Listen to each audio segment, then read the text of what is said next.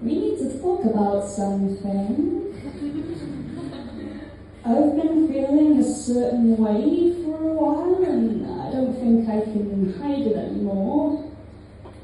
I need to start being truthful, not just for myself, but to you. Mom, Dad, I'm a legion of 1,000 demons possessing the body of your child.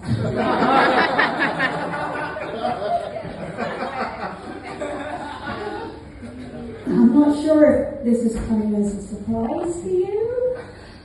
The signs were there. I've always been so different from the other children. Like back in nursery, all the other kids were playing with dolls and toy trucks, and I was playing with the swarm of flies that erupted from the orifices of a decaying fox. Sure,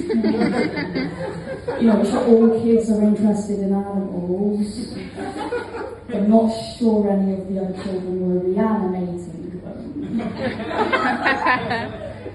You remember my first sleepover? The girls wanted to do nails and fashion show, but when I tried to join in, my head started spinning and my bones started cracking. You had to come pick me up because all the other girls were crying. We were going to do face masks. It wasn't even just the other kids, the parents noticed too. There was the nativity in 3 years, in year 3, when I got my lines wrong. I was the innkeeper. I was supposed to say, no room in the inn. But instead I said, the Lord of Flies will devour your soul from the inside out. And my eyes glared all over the Virgin Mary. Remember, you had to dry clean her tea towel. And secondary school was rough. Those kids really know how to sniff out difference. And I tried so hard to fit in. I remember my first week in year 7, I tried playing football at lunch, but no one wanted me on their team because whenever they passed me the ball, I'd predict the time and date of their death. And when sports didn't work, I tried theatre. I even got a part in our school's production of Guys and Dolls.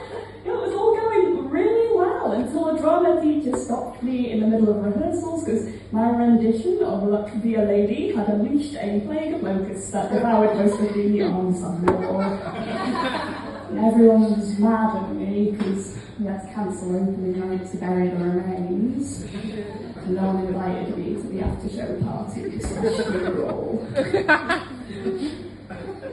I think at that age it was probably easy enough for both of you to ignore. Kids do weird things, but they grow out of it, right? Maybe you would both hope to eventually be normal. But then I hit puberty, and I could tell that you could tell, Mom, I never said anything, but one time after you'd come into my room, I looked under my bed and I saw that someone had removed the cat skulls on my trying to bathroomettes. I get it, as a kid you always think that you're good at hiding evidence of, wrongdoing, even though your cats tend to be really dumb. I always shoved my laundry right down to the bottom of the basket thinking you wouldn't see, but then one day I saw you holding the towels I'd stained with the pea green slush that I projectile vomited all over the walls when I thought you and Dad were out. And I didn't say anything because I was scared and you wouldn't meet my eye at dinner, so I knew something had changed. It wasn't just Mum and Dad.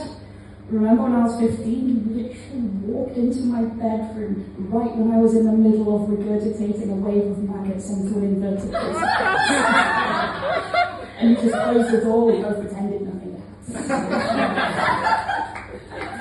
And please don't look at me like that. You're looking at me like I'm a stranger, and I'm not different. I'm still the same person, or the same demonic swarm inhabiting this human husk, but still the same husk that you both raised.